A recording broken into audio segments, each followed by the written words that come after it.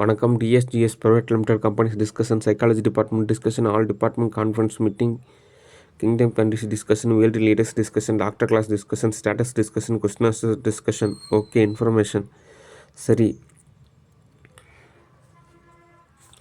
ஒரு மைய நிலைப்பாடான நிலையில் மனதிற்கு ஒரு மையம் தேவைப்படுது.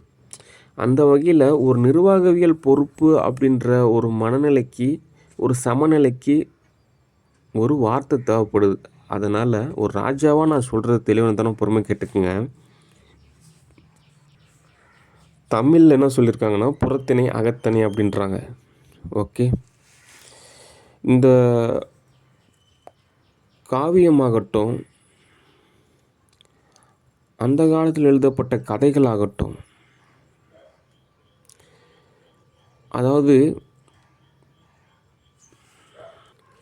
இப்போ இருக்கக்கூடிய எழுத்தாளர்கள்லாம் எழுதுகிறாங்கல்ல புத்தகம், அதே மாதிரி அந்த காலத்தில் வாழ்ந்தவங்க புத்தகம் எழுதியிருக்காங்க. அதுதான் இந்த 17 கீழ்கணக்கு நூல், அதுக்கப்புறம் இந்த காப்பியம், இந்த மாதிரி நிறையா புத்தகம் இருக்குது. இந்த சமண மதத்தில் சேர்ந்தவங்க ஒரு புத்தகம் எழுதியிருக்காங்க. இப்படி நிறையா பேர் புத்தகம் எழுதியிருக்காங்க. அதெல்லாமே தமிழ் மொழி படிக்கிறப்போ படிப்பாங்க. அந்த புத்தகங்களில் கூட அகத்திணை புறத்திணை அப்படின்னு சொல்லப்பட்டிருக்கு. அதனால் அகத்திணையை பொறுத்த வரைக்கும் ஒரு உளவியல். ஓகே, உளவியல் ரீதியான சில விஷயத்தை நம்ம சரியான பதத்தில், சரியான விகிதத்தில் தோதாக அமைக்கிறப்போ தான் எல்லாம் நல்லபடியாக அமையும். ஓகே, சரி, அந்த வகையில் திலகவதி டிஸ்கஷன், அதாவது ட்ரைனிங் தான் தேவைப்படுது அப்படின்றாங்க. சரி, ஓகே, முதலாவது பாஸ்ட் இன் பாஸ்ட். ஓகே, ஒவ்வொருத்தரும் ஒரு பதம். ஏன் அப்படி, எதுக்கு அப்படின்னா அந்த சூழ்நிலை அப்படி, என்ன பண்ணுறது. ஓகே, சரி, மறுபடியும் ட்ரைனிங் ஸ்டார்ட் பண்ணலாம். முதலாவது நீங்கள் ஒன்றும் 18 வயசே கிடையாது. ஓகே, நீங்கள் ஒன்றும் அந்த சேவாதாரனாலையும் கிடையாது. ஓகே, யதார்த்த ரீதியாக அந்த 18க்கும் உங்களுடைய நிலைக்கும் ஒரு நூலளவு கூட சம்மந்தம் கிடையாது. ஓகே, முதலாவது நீங்கள் நார்மலாக உணரணும். நீங்கள் முதல்ல ஒரு நார்மலான ஒரு பொண்ணு அப்படின்றத உணரணும். ஓகே, ஏன் அப்படின்னா நீங்கள் என்னென்னா கற்பனையிலே மதக்கிறீங்க. நான் ஒரு சேவாதார், எனக்கு எல்லோரும் காசு கொண்டு வந்து கொடுப்பாங்க, நான் அப்படி, நீங்கள் இப்படி, அப்படிலாம் எதுவுமே கிடையாது. நீங்கள் முதல்ல நார்மலாக உணரணும். ஓகே, முதலாவது ரிலாக்ஸ். ஏன்னா ஒரு இடைவிடாத ஒரு தொடர்பியல் இணைப்பு அப்படின்றது அந்த மனதின் நிலையில் தொடர்பு கொண்டுக்கிட்டே இருக்கிறனால நம்ம சரியாக பதில் சொல்லலை அப்படின்னா அது வந்து துன்புறுத்தலாக மாறுது. ஓகே, அதனால் ஒரு இலகுவான நிலையிலேயே நம்ம பயணத்தை தொடரலாம். ஓகே, அந்த வகையில் முதலாவது நீங்கள் ஒரு 18 வயசே கிடையாது அப்படின்றது முதலாவது நீங்கள் நல்லா ஆழமாக உணரணும். ஓகே, உங்களுக்கு கல்யாணம் ஆயிடுச்சு, 3 குழந்தைங்க இருக்காங்க. இப்போ உங்களோட குழந்தைங்களுக்கு கல்யாணம் பண்ணுற வயசில் தான் நீங்கள் இருக்கீங்க அப்படின்றது நீங்கள் முதல்ல உணரணும். ஓகே, சில விஷயம்லாம் வந்துட்டு ஆன்மீக ரீதியாக சில நபர்களுக்கு மட்டும்தான் தோதாகும். உங்களோட இயல்பு என்னவோ அதன்படி தான் நீங்கள் நடந்துக்கணும். ஓகே, அடுத்து உங்களுக்கு என்ன தேவை அப்படின்னா மூச்சு பயிற்சி தான் தேவை. அந்த மூச்சு பயிற்சி எங்கே சொல்லித் தருவாங்கன்னா கோயம்புத்தூர் ஈஷா ஆசிரமத்தில் சொல்லித் தருவாங்க. அல்லது இந்த வள்ளலார் மன்றம், இந்த மனவளக்கலை மன்றம், அப்புறம் ஒரு சில யோகா ஆசிரியர்கள் கூட சொல்லித்தராங்க. உங்களுக்கு மூச்சு பயிற்சி கற்றுக்கணும். தினந்தோறும் காலை மற்றும் மாலை பயிற்சி செய்யணும். ஒரு உங்களுக்கு தான் தேவைப்படுது. ஒரு 48 நாளைக்கு கொஞ்சம் அசைவ உணவுகள்லாம் சேர்த்திக்காமல் கொஞ்சம் சைவ உணவுகளாக சேர்த்திக்கணும். ஓரளவு டயட்டாக ஃபாலோ பண்ணணும். உங்களுக்கு எழுத படிக்க தெரியுமான்னு தெரியல, இருந்தாலும் கொஞ்சமாவது இந்த இங்கிலீஷு கற்றுக்குங்க, ஹிந்தி கற்றுக்குங்க அப்படின்றலாம் விட தமிழை ஓரளவு கற்றுக்குங்க. அதுக்கப்புறம் நிறையா கொஞ்சம் சில புத்தகம்லாம் வாங்கி படிங்க. ஓகே, அடுத்து அக்கௌண்ட்ஸ். காசை பொறுத்த வரைக்கும் இன்வெஸ்ட்மெண்ட் செஞ்சால் தான் காசு கிடைக்கும். அதனால் உங்கள் தரப்புலேருந்து வட்டிக்கு காசு கொடுக்குறீங்க அப்படின்னா வட்டி காசு கிடைக்கும், அசல் கிடைக்கிறப்ப கிடைக்கும். ஓகே, இப்படி பரவலாக வந்துட்டு நிறைய பேர்கிட்ட எதிர்பார்க்குறீங்க. அது ஒவ்வொருத்தரோட தேவையை பொறுத்து.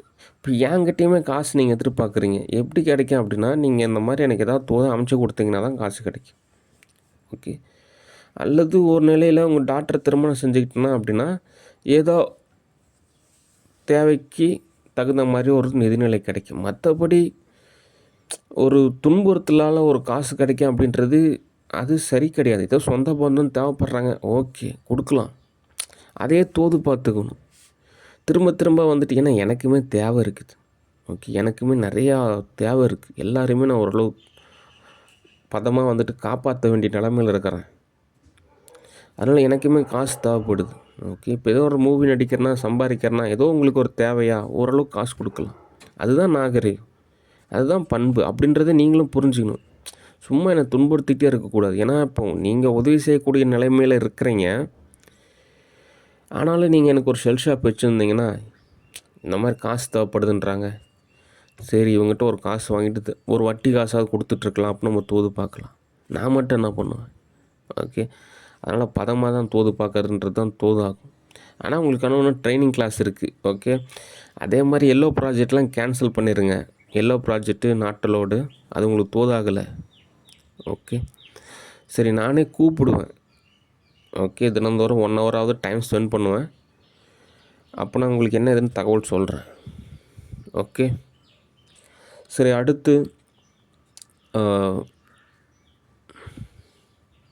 கனகராஜ் எங்கள் வீட்டு பக்கத்தில் இருந்த ஒரு கேரக்டரு. ஆரம்பத்தில் ரொம்ப வறுமை. அவங்க அப்பாவுக்கு 3வது மனைவியோட பையன் நினைக்கிறேன். அவங்க அப்பா வந்துட்டு ஒரு சேவிதர் அப்படிம்பாங்க, அதாவது இந்த கட்டிங் சேவிங்லாம் செய்வார். ஆனால் இவனுக்கு தோதாகலை அப்படின்னாலும் இப்போ ஏதோ பேக்கரியில் வேலை செஞ்சிட்ருக்கான். ஆனால் என்ன நிறையா புக்கு படித்து நிறையா இடத்துல ட்ராவல் செஞ்சு அவனுக்குன்னு ஒரு குரூப் ஏற்படுத்தி வச்சுருக்கான். ஆனாலும் என்ன வறுமை தான்.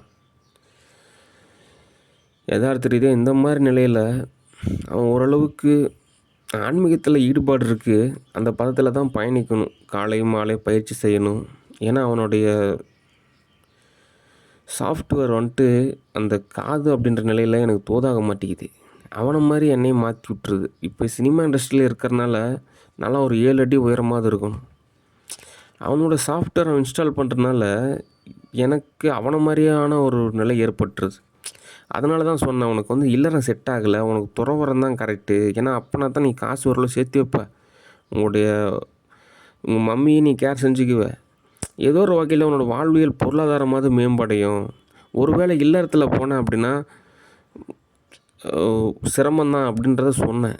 அதை அவன் புரிஞ்சிக்காமல் திரும்ப திரும்ப ஏற்படுத்துகிற மாதிரியான நிலையாக இருக்குது. அவனுக்கு சுற்றி அவனே ஒரு வட்டத்தை ஏற்படுத்திக்கிட்ட மாதிரியான ஒரு நிலை இருக்குது. அதனால் அவனை கொஞ்சம் ஆழ்ந்து யோசித்தான் அப்படின்னா, ஓ ராஜா சொல்கிறது சரிதான், நம்ம கொஞ்ச நாளைக்கு துறவரத்தை மேம்படுத்திட்டு அதுக்கப்புறம் வேணால் என்ன ஏதுன்னு தோது பார்த்துக்கலான்னு நினைக்கணும். அதனால் அவனை பொறுத்த வரைக்கும் இல்லறம் அப்படின்றது சரி கிடையாது. அது இப்போதைக்கு தோதாகாது. சில பேரோட வாழ்வியல் அப்படி தான், நமக்கு இல்லறம் தேவையா துறவரம் தேவையா அப்படின்றது தெளிவாக முடிவெடுத்துட்டாங்க அப்படின்னா பயணிக்கிற பாதையானது நல்லபடியாக அமையும். சரி அடுத்து சோப்பனாங்கி பொறுத்த வரைக்கும் அது வேறு ஒரு நிலையிலேருந்து வந்ததுனால அதுக்கு தகுந்த மாதிரியான ஒரு படிநிலையான வகுப்பு தான் தேவைப்படுது. ஆனால் அது எனக்கு ரொம்ப கசப்பாக இருக்குது. அதுக்கு என்ன காரணம் அப்படின்னா, அதுக்கு ஒரு ஃப்ரீக்குவென்சி தேவைப்படுது. இப்போ அதுக்கு தகுந்த மாதிரி அளவுக்கு என்கிட்ட காசு இருக்குது, நல்லா வசதி இருக்குது அப்படின்னா எனக்கு ஒன்றும் தெரிவிக்காது. இப்போ நான் ஒரு பதத்திலேருந்து அதோட பதத்துக்கு நான் தோது பார்க்குறதுன்றது எனக்கு நிச்சயமாக சிரமம். அதனால் சோப்பனாங்கி ஓரளவுக்கு பொருளாதார உதவி செஞ்சால் கூட ஓரளவு அதுக்கு சரியான வகுப்பு எடுக்கிறதுன்றது சரியான ஒரு நிலை தான். ஒவ்வொருத்தரும் ஒரு தனித்துவம், அந்தந்த தனித்துவத்தில் தான் பயணிக்கணும். அட்வான்டேஜ் எடுத்துக்கூடாது. கொஞ்சம் சில நேரத்தில் எச்சுஸ்தியாகவும் நடந்துக்கூடாது. ஓகே, ஏன் அப்படின்னா இங்கே எர்த்தலாக இருக்குது, யூனிவர்சலாக இருக்குது. எர்த்தலாக வந்து தப்பிச்சாலும் யூனிவர்சலாக இருக்குது. அதனால் பதமாக தான் நடந்துக்கணும். சரி அடுத்து